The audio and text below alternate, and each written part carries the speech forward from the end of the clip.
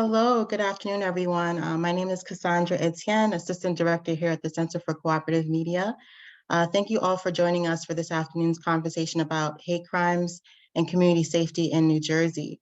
We've seen how acts of violence, including shootings and racially motivated hate crimes, continue to dominate news cycles and headlines and to impact the most vulnerable of populations, including children. These reflect a rise in hate crimes across the country and, of course, here in New Jersey.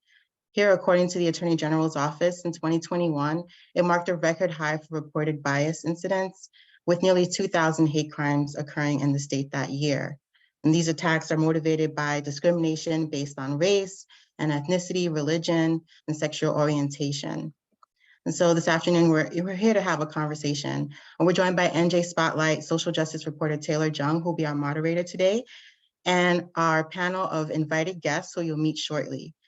We hear their perspectives and about their work in helping to ensure that New Jerseyans have access to vital information and services, and that they feel somewhat safer in their communities. We'll also discuss what they hope to see in terms of solutions from state officials and law enforcement in response to the spike in hate crimes in New Jersey. A note here that while the panel features guests who identify as male, we do hope to have follow-up discussions with an even more diverse panel that further looks at incidents of bias as they intersect with gender identity. So for those who are not as familiar with the series, this event is part of the Not Your Same Old Sources series, and it features experts from the Diverse Sources Database, which is a publicly available, searchable list of experts across different races, ages, genders, and ethnicities, in an effort to encourage journalists to be more inclusive in their reporting. And this event is produced in partnership with NJ.com, with New Jersey Ethnic and Community Media, and with our event sponsor, the Princeton University Office of Communications. Thank you all for joining us this afternoon. I'll turn it over to my colleague, Joe, now for some brief reminders for our time here this afternoon. Hi. Okay, so you heard me before. My name is Joe Amditis. I'm going to walk you through some basic tech stuff here we got today. You've all used Zoom, I'm sure, before, but just a quick refresher. You can interact with our panelists throughout the session in the chat. You can ask questions there. Our team will make sure to pay attention to those and get to them and pose them to our moderator and our panelists in a timely fashion. We do have a spot at the end for about 15 minutes we're going to save for people who want to raise their hand and ask their questions out loud. It's up to you. If you'd rather us ask your question and you'd rather just type it, or you're in a noisy place, we're happy to do that for you as well. One thing to note, is just a common slip up that people do with Zoom chats, especially when you're talking to multiple people. Just make sure that little blue button, that little blue drop down by the two in the chat field is pointing to the right person or group of people. So a lot of times you get a direct message when you meant to send a message to everyone, or even worse, a message to everyone when you meant it as a direct message. So just be aware of that. If you do have any issues or tech problems, or you can't hear or whatever, you can DM me in the chat and I'll do my best to help you behind the scenes. But rest assured, we are going to be recording. We are recording now, and we'll send out a follow-up email shortly after this is concluded with a recording, an auto-transcribed transcript from Otter, an audio version, the chat transcript. We're going to give you everything you need, as well as a list of expert sources and other people you can talk to about this subject, and the contact info for our panelists for today, if you'd like to follow up. Yeah. If we don't get to your question, I apologize. We'll do our best to forward those questions on to our presenters today so that they can follow up with you afterwards, time permitting. So I think with that, I will turn it over to Cassandra or Oni, who's going to introduce our moderator and our panelists, or we just throw it to Taylor? We'll just throw it to Taylor. Okay. All right, Taylor, I'm going to bring you up. You go ahead and introduce yourself and our panelists, and I'll spotlight the rest of you as we go. Great. Thanks so much. I appreciate it. So I just wanted to introduce myself. My name is Taylor Jung. I'm a social justice reporter with NJ Spotlight News. This panel is a really personal topic to me. My grandmother was incarcerated during World War II for being Japanese American, and anti-Asian sentiment was also pervasive throughout my life. But as we all know, especially the last few years during the pandemic have been particularly difficult for my family and myself included. And, news of reports of hate crimes have been a lived reality for myself and countless others over the last several years. And, while I report on or sometimes read the news, it feels like the lives of those who are non-white, cisgender, Christian people are being threatened daily. But what gives me hope is that there are advocates who are fighting to keep their communities safe, and some of them are here with us today. I'd like for everyone to go ahead and then I guess just introduce themselves if that works. We could start with Jeff Chang, since I know you the best here, of AAPI Montclair. Everyone, if you could just say who you are and also just kind of give a brief elevator pitch of what you do, that'd be great. Hi, everyone. Thanks, Taylor. Thanks, Cassandra. Thanks to the organizers in Montclair State and my backyard for hosting this briefing today, and also the reporters in the audience for shining a light on this. So I'm Jeff Chang. I'm a board member here at AAPI Montclair. Working with a network of partners, we fight for the rights and visibility of Asian Americans throughout New Jersey through direct services, community events, and our advocacy efforts. We were founded in 2021 after by a group of Asian American moms after the Atlanta spa mass shooting that killed 6 Asian American women at a time when hate incidents against Asian Americans were already skyrocketed during the pandemic. We've spent a significant part of the last few years educating our own community about bias and hate incidents with the New Jersey Division of Civil Rights and responding to them. Unfortunately, we have to respond to these incidents, almost on a weekly basis. A major priority of ours is also prevention work through our upstanding training in our community at large, working with community partners of all backgrounds. We also host self-defense classes, and we also recently partnered with the Attorney General's office to train law enforcement about working with the API community. Finally, like I'm sure many of our panelists, we also believe here at API Montclair that education, right, is the best antidote to hate. And we're proud that we worked with Asian American groups across the state to pass the country's second curriculum mandate requiring the contributions of Asian Americans in the classroom, which was modeled after the LGBTQ, the Amistad, and Holocaust education mandates. And right now we're busy working with schools to implement this through our initiative, Teach Asian American Studies. And I'll share in our chat our website and my email address if anyone wants to reach out. Thank you. Great, thank you so much. We just go to Elvis. I see you next on my screen. Thank you, Taylor, and thank you everyone for joining us today. I want to give a huge shout out to the organizers for creating this safe platform for all of us to vocalize, the work that we've been doing for so long, as well as a lot of the issues regarding hate crimes that our communities experience. My name is Elvis Garacocha. My pronouns are he, him, his, and I am a social worker for the Hudson Pride Center.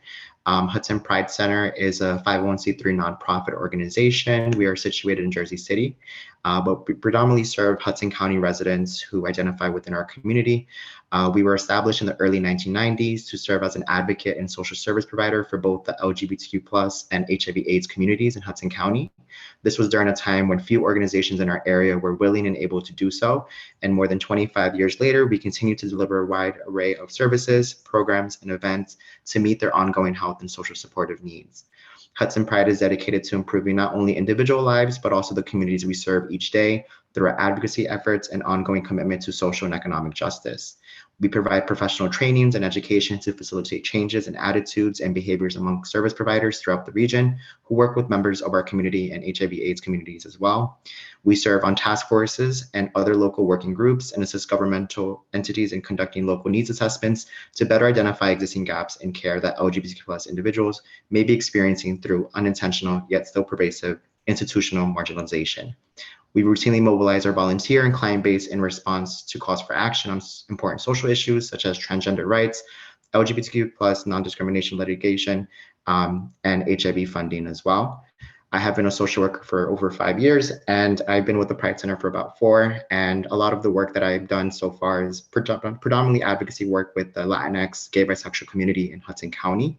My focus is more so on the Northern Hudson area, where I've been working diligently with undocumented, uninsured Latinx individuals and helping them access and navigate care. In regards to hate crimes, I've encountered a lot of individuals who are fleeing hate crimes from their own countries. In retrospect, or find themselves in a similar position when they come to the States due to their undocumented and LGBTQ plus status. So that's just a brief synopsis of the work that we've been doing and a little bit of information about myself. So thank you so much for having me today, and I'm really excited to participate in this panel. Awesome. Thank you for sharing that. Tyrus, would you like to go next? Hello, good afternoon, everyone. Thank you, first of all, thank you to all the organizers of this. This is excellent, and I'm really honored to be a part of this conversation. Again, my name is Tyrus Ballard, president of the Southern Burlington County branch of NAACP. NAACP is a civil rights, social justice organization that works to fight against racism and discrimination, particularly towards Black people in this country. The Southern Burlington County branch was founded in 1966, and we're historic for being a part of the Mount Laurel Doctrine, which was one of the catalysts for affordable housing and for the affordable housing movement and in this country. And we've just continued that work. We've continued that work into in the recent years as well. You know, such as when the Mount Laurel incident happened a couple of years ago, where there was frankly just a local terrorist, just agonizing people in the community for racial taunts and vandalism. We were front lines and helping him get arrested and bringing peace back to that community. We've had our hands in multiple things from women's rights to environmental and climate justice, housing, labor and industry. So, we're an organization that, likes to be front lines with various issues.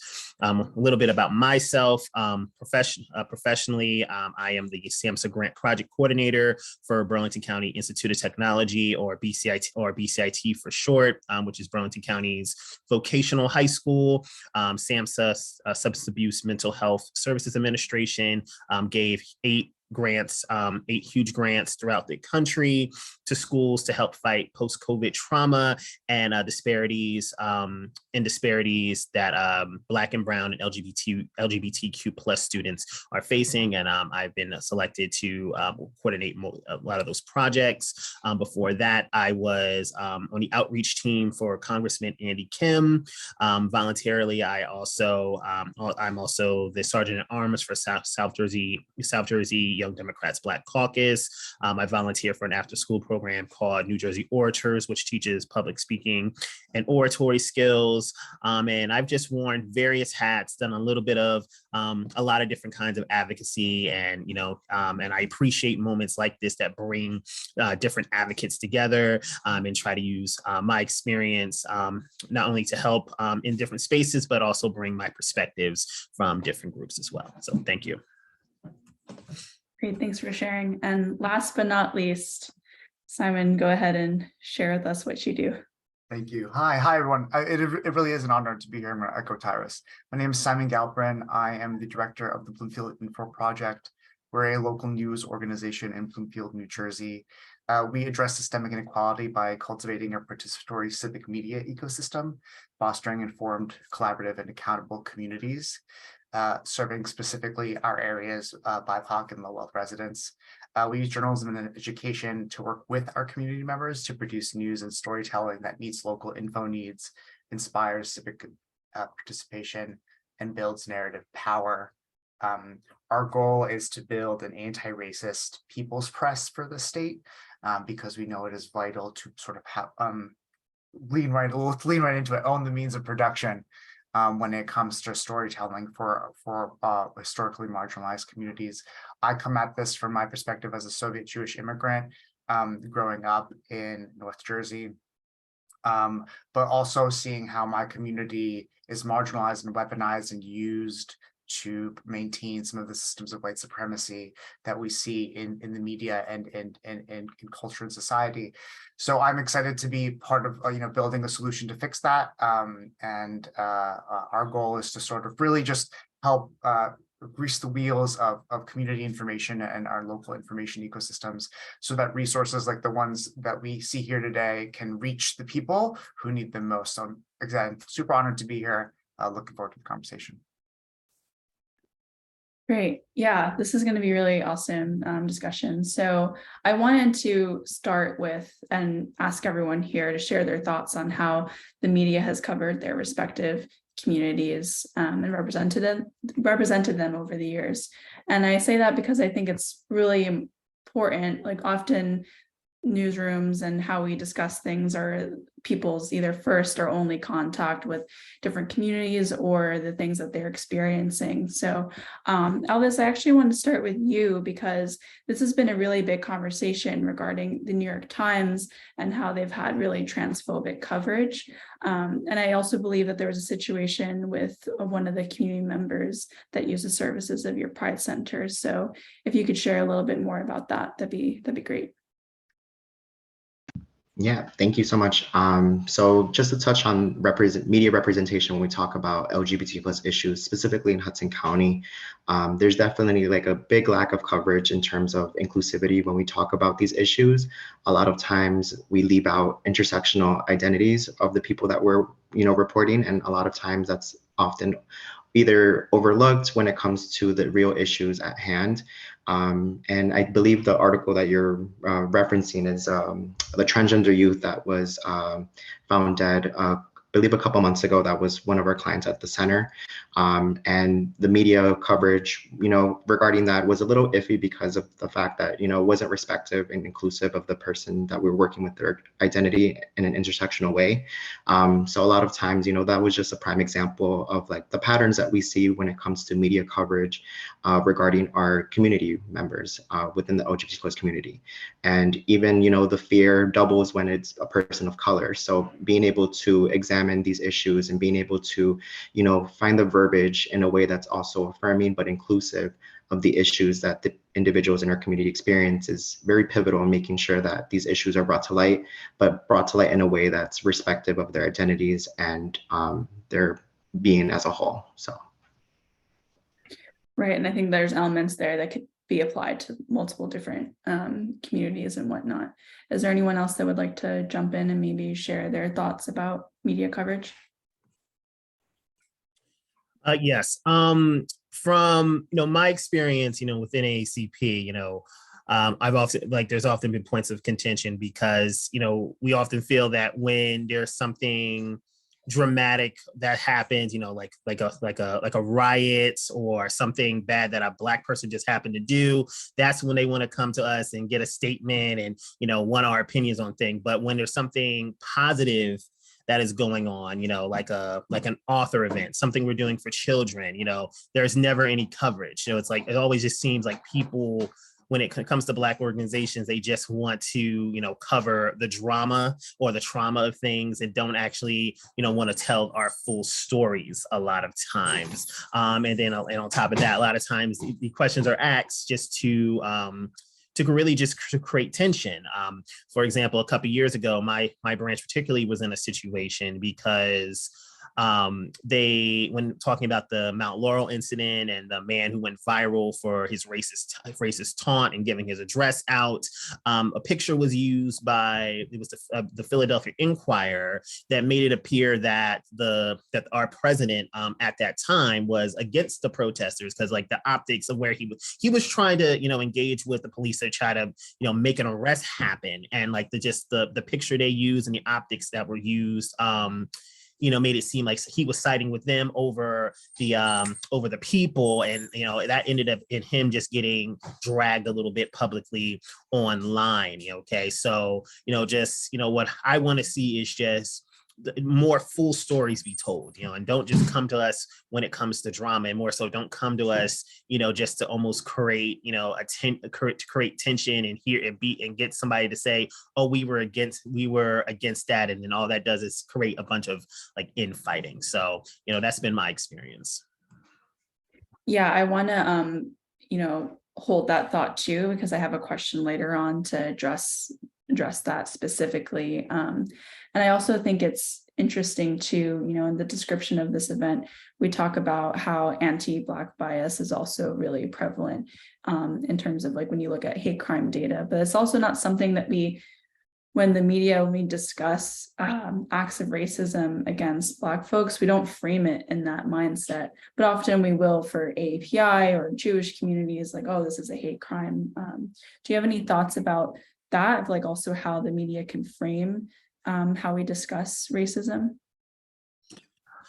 Yes, because a lot of times when these situations happen, people try and almost like both side a situation, like for example, anytime a Black person is killed by cops, people start digging up their entire history and try and vilify them. When there is a protest, or like some kind of riot that results, people want to say, oh, well, they were wrong too. That's not how you should do it, as if insured property compares to people's lives and well-being. So there definitely is this slight discrepancy in how it's been portrayed. I know when there was the Stop Asian Hate movement, a lot of us were, very happy to see that legislation really quickly pass to stop that. But it was also, well, we've been asking for this same thing as well. Why can't we get the same, response? So, again, just wanting to get that same attention, wanting to be treated in that same way when it comes to media coverage.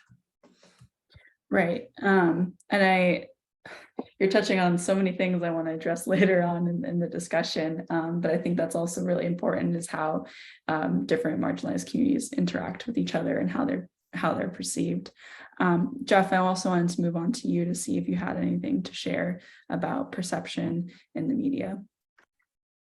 Yeah, I think unfortunately there's just because there's been so many incidents targeting the Asian American community much more than before, there's just been so much coverage, right? And I think if you trace it back initially to the coverage of the Atlanta shootings, I think many of us were really concerned, right, about whether or not this coverage was promoting stereotypes of Asian women, right? And of course, when there's coverage about victims of hate, the coverage sort of can then paint Asian Americans, right, as stereotypically as meek, right, or not in necessarily a positive of light, right, and I think a lot of our work over the past couple of years, and Taylor, you've been working with us, is focusing on sort of the community at large, right? Kind of how the community is reacting to these incidents, not just people most directly impacted, right? Because, hate incidents obviously impact, many people, the whole community. And we want to see our sort of contributions. We want to see the positive things that are happening, right? Not just the negative, right? And I think we always appreciate working with journalists that try to see that, try to look at the solutions that we're kind of co-creating with others. The moments of solidarity that we're working with the Black and Jewish community, for example. Those are the narratives that we want to see, right? Not just isolated portrayals of a victim here, which isn't very important. But we definitely want to make sure that the broader community is understood and recognized. Right. And Simon, I wanted to jump to you too, because it sounds like part of the work that you're trying to do is shift the narratives of like how the media addresses these topics. Yeah, this is just outstanding, just like intersectionality missed, right? And instead it's replaced by these tropes about our community's drama or trauma, which leads to this infighting. And we miss these multiracial coalitions that emerge, like just us, just y'all talking for the last 2 minutes, right? That's the problem. And I think that our goal is to initially just begin to, represent people in the media. That's the way we think about it through our listening sessions. One of the things we heard is that, like, why should I even participate? I don't see myself in the news. So we do our best to center our community in what we do, everything from like our daily newsletter, which is based on community listening and like what are people sharing and talking about, basic local news and information, really to encourage civic participation to respond to like the core challenges, the core issues underlying like white supremacy and racism and hate. It's like isolation, it's alienation. People don't have access to one another. We do not have access to community. Not only do we not see ourselves in the media in multiracial democratic struggle, but we can't even meet neighbors to have these discussions. So our goal is to build that momentum and build that practice and build that engine in communities, because all of this is like the truth. And it needs to just be more broadly understood so we can build some traction and create context for our movements and people and leaders within them. Yeah, I think something you said made me think about how I think at times the media can act in a paternalistic way of like, oh, we know how to cover this topic or cover your communities, and not realizing that that is only furthering or is a part of like white supremacist ideals in this country. And also furthers distrust in the narratives and the stories that are put out there. Because like you said, if you don't see yourself in these stories, it's like, why really engage with them? I mean, that's one of the reasons why I decided to become a journalist, was because I was just tired of how Asian Americans and also multiracial people were either excluded from the conversation or being perceived in these stories. I don't know if anyone wanted to add anything else to that though, before I move on to the next question. I think we're good. Okay. And this goes back to, Tyra, something you just said earlier, but it's also something I've been struggling with as a reporter, which is just how do you balance reporting on the bad things that are happening? Because there still is a lot of trauma and injustice, but also sharing those stories of, like you said, success. I have some ideas, but I know you said sharing the full story is important. So I'd like to hear more from you. And then if anyone else wants to jump in, feel free. So you're asking about like, how we can get that balance, basically? Yeah. Okay. I think it's, first of all, just important to just respond to when people are for media outlets to respond to when they're reaching out to them, because I know plenty of times in ACP we've reached out about getting coverage for other things and it'll just be crickets. Okay. I remember I was on a similar panel a year or two ago. It was called The Press, the Police, and the People. Okay. And it was a conversation about how policing, media, and like activism kind of how they like intersect at times. And one of the people on the press or the journalism side, had this conversation about what was the language she used? What is like a story worthy topic, or what is worth, coming out for a story. And, I just found that problematic because it just seemed like really subjective. Again, this idea of, okay, well, what's, like they're only coming out for drama, coming out for something that's easily like clickbait, and then not realizing like how the negative impact that has. And, for me, I think that, people, appreciate, joyous moments as much as, they want to hear about some of the things that are, not so easy to hear about as well. I know a lot of people who just don't watch the news or don't like reading the news because they find it too depressing. So, people having that mentality is like, well, you're kind of hurting yourself because you're not providing that balance that people actually want. And, part of the reason, I want that balance is because something that Black people talk about a lot nowadays is Black joy, and how, it's important to have, despite the trauma, and how and that in itself can be a very revolutionary act, because one thing people hate, white supremacy hates more than Black anger, is Black joy and people just being like ourselves. So, you know, I really want to, I really think it just starts with the media just being more responsive to when people come out and ask for things, and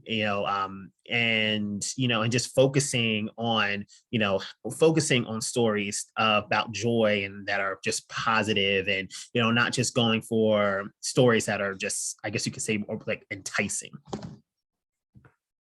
Right. Yeah. I know how that is too. So when you're receiving all these different pitches, and it's like, sometimes there's, at least not where I am, but other places, there's that pressure to do the story that's going to get the clicks, unfortunately.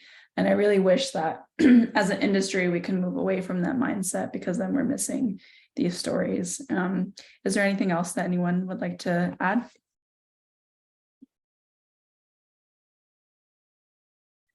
Okay. Another topic that came up for us earlier is just that this idea that all the coverage of hate crimes, as well as the actions that have been taken upon politicians as solutions and whatnot, I feel like has also furthered tensions between BIPOC, Jewish, and LGBTQIA communities. And something I've been trying to do in some of my stories is share the history of solidarity between these groups, because that's kind of what got us to where we are today in terms of, like, you know, positive move forward in civil rights and whatnot. And at least for me, that's where I'm become less, what's the word, pessimistic too. I feel like sometimes, as you mentioned, news is so depressing, and it's like, well, no, we have these stories of like where we came together, where we fought together. How can we continue to discuss solidarity between these groups, and maybe also educate the communities about the solidarity that happened in the past? And whoever wants to go can start.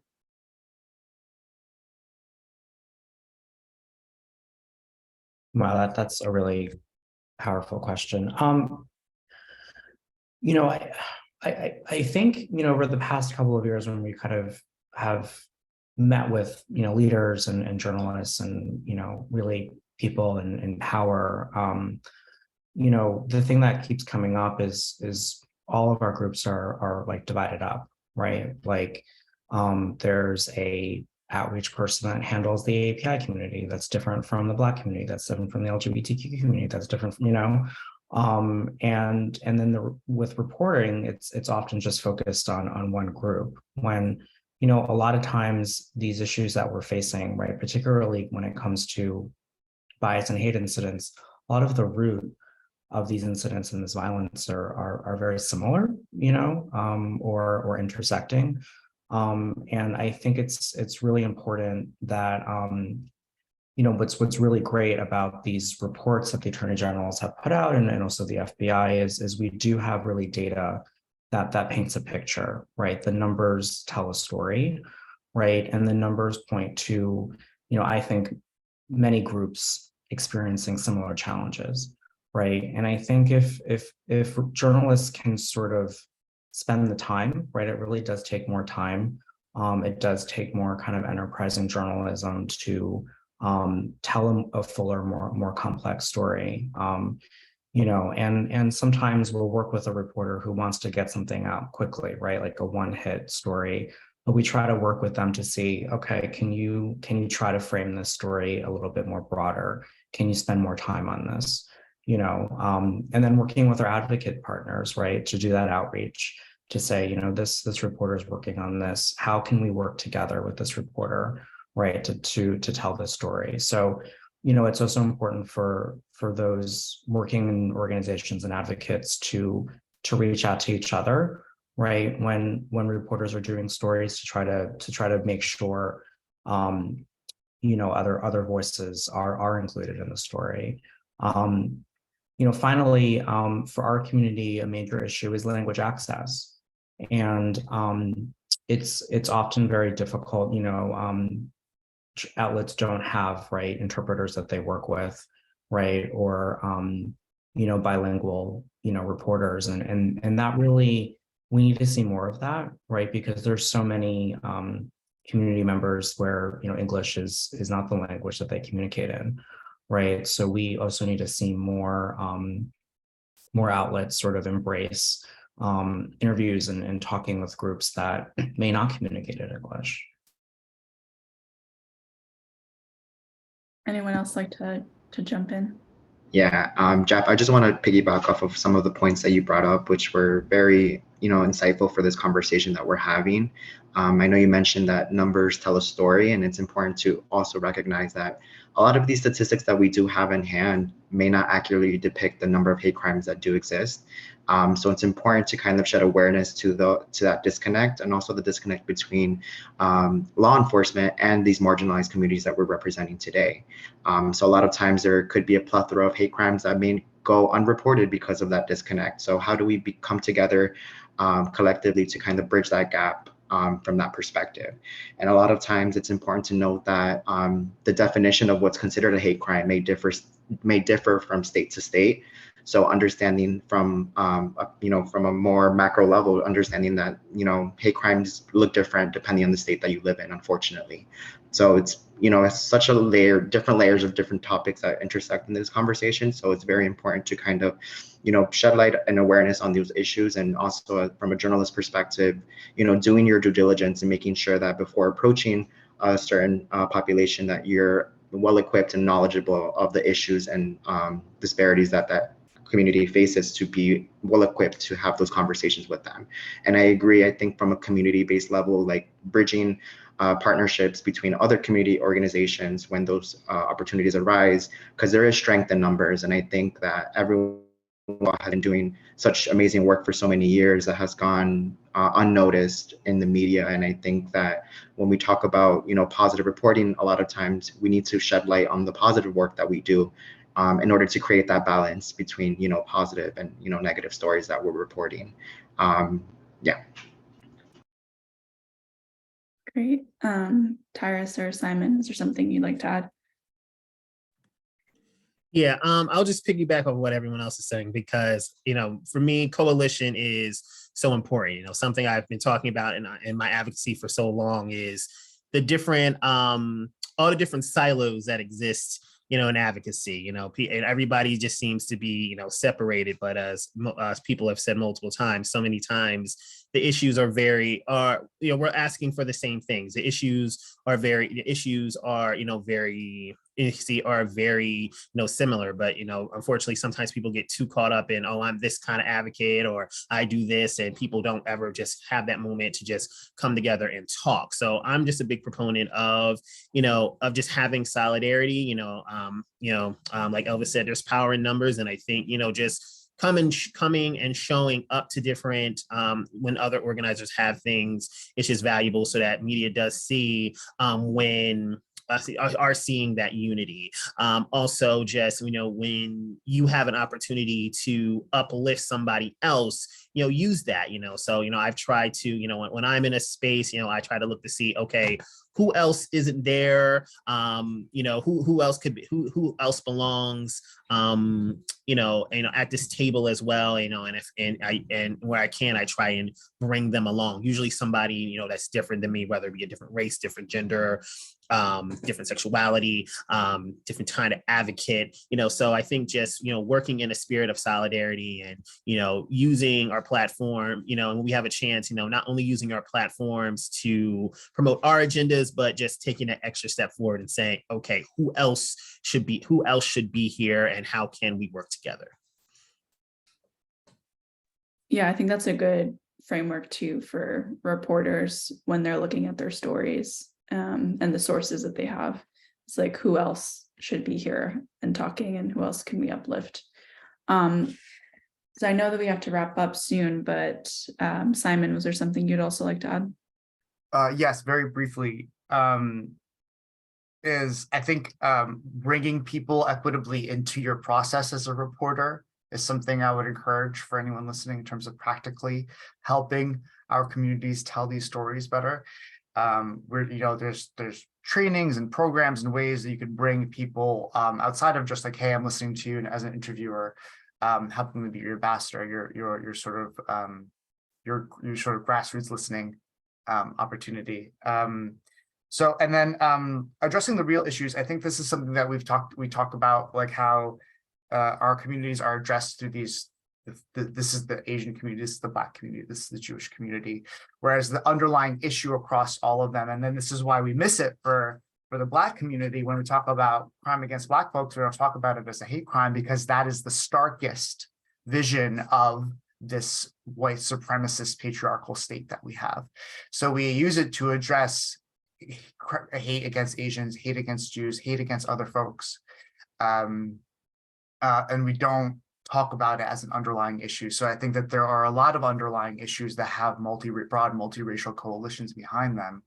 So looking at those things beyond just the two-party binary, I think, right, more complexity in the storytelling around the issues people are facing and how we're building coalition around them. Yeah, that's a great framework to think about these things too. Now we have to move on to the audience Q&A though. Hopefully some of these questions can dive in a little bit more to these topics. We don't only have this hour to talk about such a gigantic issue at hand, but Joe and Joe, should I be reading these questions? I'm happy to read them out for you if you want. We have 2 in the chat already, and then I have some in the chat if you want. Yeah, so we have one from Urdu News. We have been provided with data and numbers of hate crime incidents reported by federal authorities and the state attorney general's office. Do you think these numbers accurately reflect the number of hate crimes and cases that are actually occurring in New Jersey? And do you think immigrant communities report hate crime incidents frequently? I will just respond quickly. No, they don't reflect. I mean, I myself have experienced these things and not reported them. But Elvis, that was kind of what you had just touched on earlier. So I don't know if you would like to expand on that a little bit more. Yeah, of course. So as I mentioned before, I think it's important to look at it in a perspective where, the data that is collected may not accurately represent the actual hate crimes that do exist, because a lot of times there is strong fear and disconnects between the communities that, are hesitant towards reaching out to law enforcement to report these crimes, either fear due to their, LGBTQ plus status, if they're transgender, if they're immigrant status as well. And I know the follow-up question was, are immigrants likely to report it? And, that's a strong fear that I can attest. I work directly with undocumented folks. And a lot of times there's a fear of deportation when it comes to like coming and approaching to law enforcement directly. So a lot of times it is a barrier when it comes to being able to report it and who this community is able to report it to, because of the fear of being deported and being sent back to their home countries. And as I mentioned earlier in the call, a lot of fears from undocumented folks is they come to this country to escape the violence and the hate crimes that they already had experienced prior to arriving here. So a lot of times if they do experience any form of hate crime here, they will be more hesitant to report it because of that fear and disconnect that they have with law enforcement. So I hope that answers your question when we talk about those topics. Right. And I think, Joe, I could go ahead and read. Yeah, if you want to, go ahead. You can call on me if you need. The next one is, where do different community members tend to get their news beyond mainstream media? I'd like to hear from everyone here. Maybe they can answer that. That's a very broad question. I don't know if I could answer for everyone in the Black community. But I will say, there a lot of Black people, we try to also look at a lot of Black resources, or just some of the smaller news outlets, to get stories that don't typically get told. There's quite a few. I think social media has its good and its bad, but I think it when it's done right, it has been good at getting information across. For example, I think about I think about Ahmaud Arbery and how that it was the people, it was social media that got that story out before news coverage before it even had news coverage on it. And so I think for a lot of Black people, because we've often been misportrayed. There's some that have like a mistrust of media, but then there's also just then for a lot of us, we also try and look at various news sources in general. So it's kind of hard to pinpoint and say, okay, these are the most common ones. So but hopefully that gives a little perspective on what we stand with that. Yeah, I guess Simon too, what have you heard from community members that you work with? So we host listening sessions, and one of the initial things we heard when we got started was that it was actually in journalism you often hear about how there's a lack of reporting, how people don't have enough news and information, but in our case that there was actually too much news and information for them to follow across all of these different social feeds and newsletters and press releases and government notifications. So people I think that are kind of doing the best with what they have in a lot of instances. You see, I think like the case Tyra said, people share the information themselves. I think people are doing that in a lot of like sort of mutual aid sense. You see Facebook groups for moms, people sharing furniture that's out on the side of the road, all these kinds of things. People are creating these networks themselves. So we look to sort of some of these informal networks to identify where people gather. And then I think it's just important to have a consistent touch point with your community. So I encourage everyone to always have like an email newsletter or SMS kind of a thing, so that there's that deeper connection. So when you go find these people in these areas, you could reach them more easily. But Facebook groups, WhatsApp groups, sort of like if you use it, most people use it, and then multiply it by a couple of 10,000, Yeah, definitely. And that's really important too for journalists trying to find news stories or things that people are talking about in their communities, because that's where, as you both alluded to, that's where a lot of the news is happening. So for the next question, we have Jungwon Lee, who's an attorney and journalist in Atlanta. I've covered 2021 Atlanta shooting. My question is, how do you convince readers and communities that Asian hate crimes are such a thing that happen in New Jersey? Reporting anti-API crimes present unique challenges in the South compared to other targeted groups. For instance, you know what it means when you see Nazis, KKK, or nooses. However, there's no specific symbol towards API. That can make it more difficult to convince Southerners that the shooting is an API targeted crime. How do you in New Jersey look and dig into find evidence about anti-Asian hate? I guess I could start this, and then also Jeff, if you want to jump in and expand a little bit more. At least for me, I point to the overall history in America of how anti-Asian sentiment grew and began, and kind of go back into the history. Thankfully in New Jersey, and also with the help of AAPI Montclair, the law passed that you have to teach AAPI history in New Jersey public schools.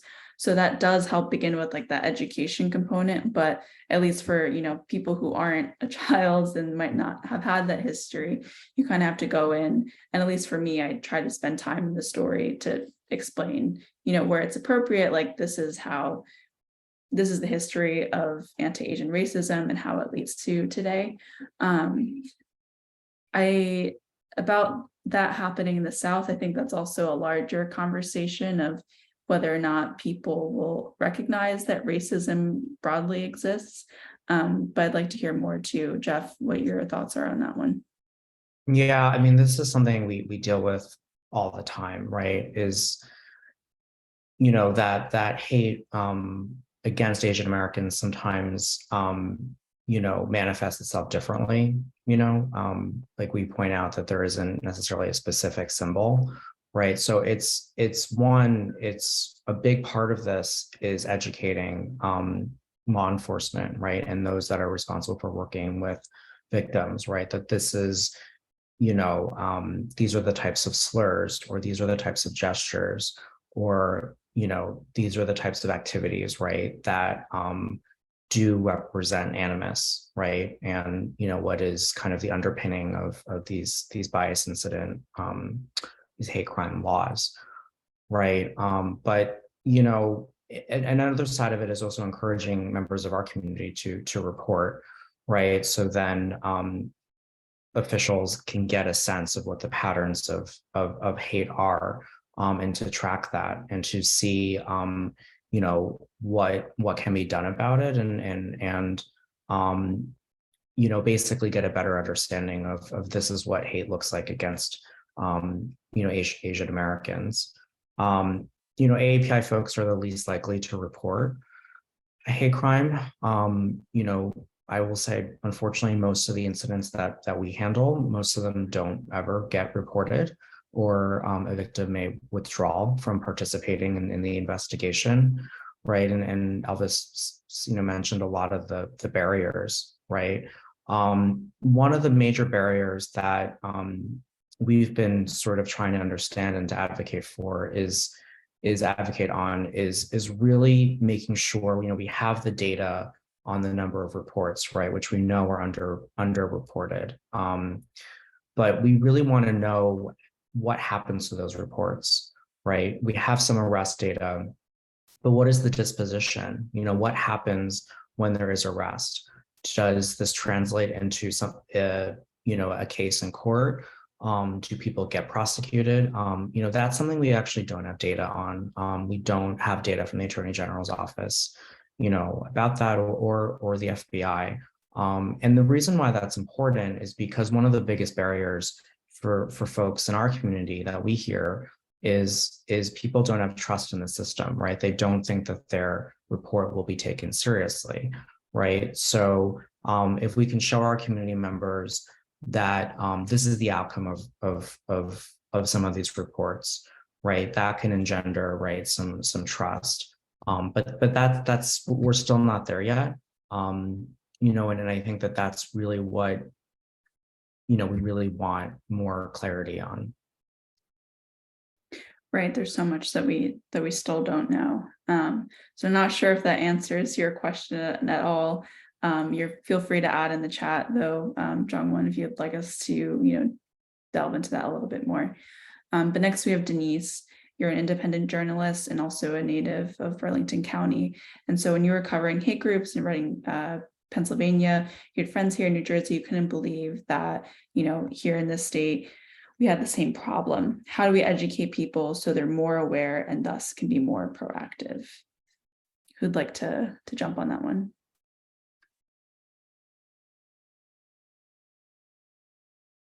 I can start first, and anyone else can tag along.